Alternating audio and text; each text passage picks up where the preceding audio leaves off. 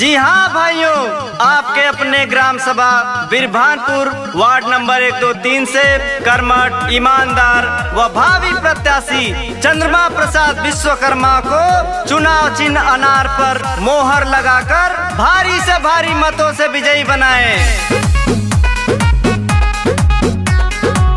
अब की चुनाव देखा चंद्रमा प्रसाद हो, खड़ा हुए सबका साथ हो, खड़ा हुए सबका साथ हो। भैया जी के वोट देके बीडीसी बनावा, हो जाए क्षेत्र के विकास हो। रोड बड़ी हाट बनी, स्मार्ट कार्ड बनी जाए घरवा मकान। चंद्रमा के विजयी बनावा, पूरा होई सब कर काम। भैया जी के बीडीसी बनावा, होई जाए गाँव के विकास। भैया जी के विजयी बनावा।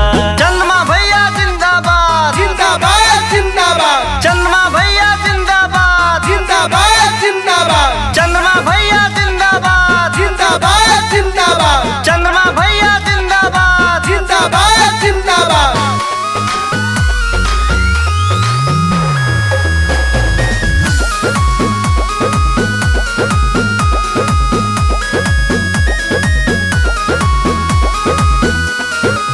देवई विधवा के पेंशन, नहीं रही अब टेंशन।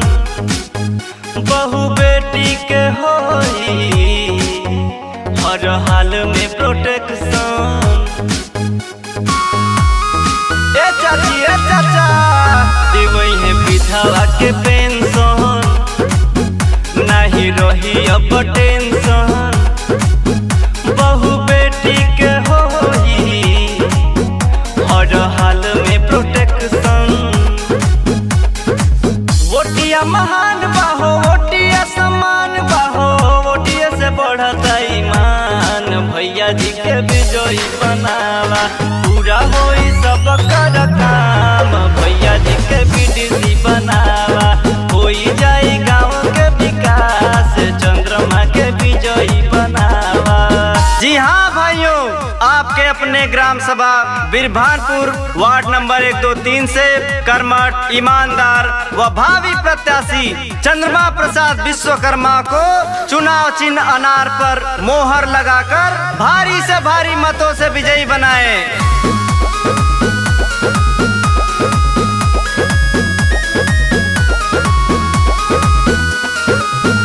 देखा चंद्रमा प्रसाद के याद रखी हो निशान के। अनार हो पहिला, मोहर मारो दिहतान के।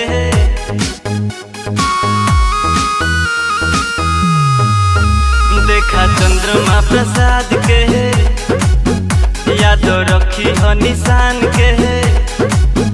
अनार हो पहिला, मोहर मारो दिहतान के।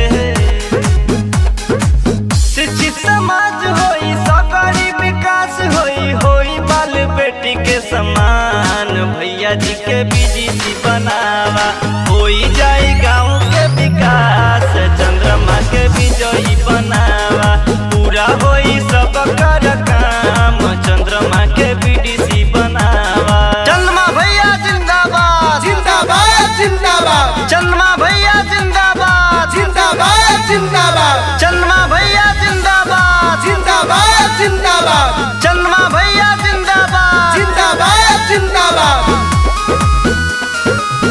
भैया नाला बनवई है, भैया योजना बताई है। करिए गौआ के सेवा, चप्पा कल गड़बई है।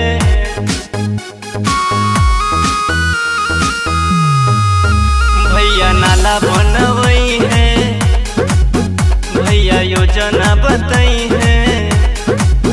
करिए गौआ के सेवा, चप्पा कल गड़बई है।